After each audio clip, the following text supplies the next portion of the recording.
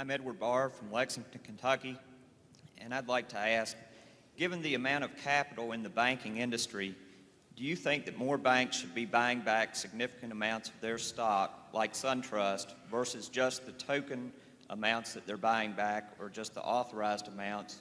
And then also, related question in banking, are banks too focused on goodwill amortization when declining to buy other banks for cash, thereby using purchase accounting, versus the normal practice in the industry of pooling accounting, even when the stock that they issue may be depressed or undervalued? Well, the first question about the capital in the industry, that you really have to look at that on a bank-by-bank basis, and there is a lot more repurchasing of shares by banks taking place. You mentioned SunTrust, but National City they bought it back, I think 5% of their, National City of Cleveland bought back 5% of their stock in the first quarter. There's much more repurchasing going on, and that's simply a judgment call by management that as to the level of capital they need going forward and what level of capital enables them to earn the return on equity that they think appropriate, and what they feel like paying for their own shares.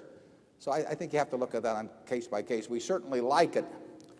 If we were to own a bank, we would, or own shares in a bank, we would like the idea of the bank repurchasing its stock at a price that we thought was attractive. We would think that they probably knew more about their own bank than some other bank they were going to buy, and that if the numbers are right, it's an attractive way to use capital. Your second question about goodwill amortization and purchase accounting versus pooling, we care not. At Berkshire, it absolutely makes no difference to us what accounting treatment we get on something. We are interested in the economics of a transaction. Some banks, some businesses generally, most businesses perhaps, prefer pooling because they don't like to take a goodwill amortization charge. We think our shareholders are smart enough, particularly if we make it clear to them the accounting consequences. We think they're smart enough to look through to the economic reality of what Berkshire's businesses are all about.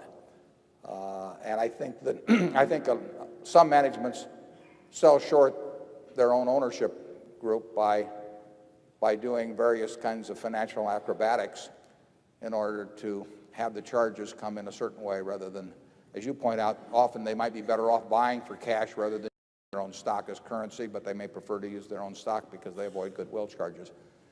We've written a few things on goodwill in the past, in past annual reports, that might get to that subject. We don't care what accounting.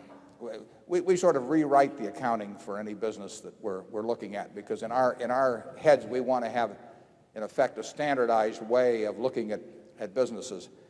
And if one company goes through pooling transactions and another goes through purchase transactions, we're going to recast them in our own mind so that there's comparability. Charlie? Yeah, the published accounting results are in accordance with standard convention, and they're a place to start economic analysis. The figures are frequently quite silly on a functional basis.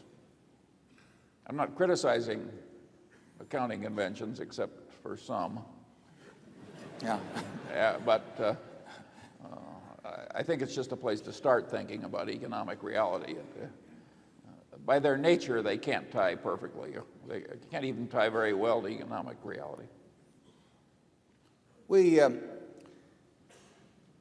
regard it as a negative when we find a management that's preoccupied with accounting considerations, but we find it so frequent that we can't afford to use it as a total exclusionary factor. It really surprises me how many managements focus on accounting and the time they spend on it. It's really unproductive. If you find a management that doesn't care about the accounting but does explain to you in clear terms what's going on, I think you should regard that as a plus in owning a security. Zone 1.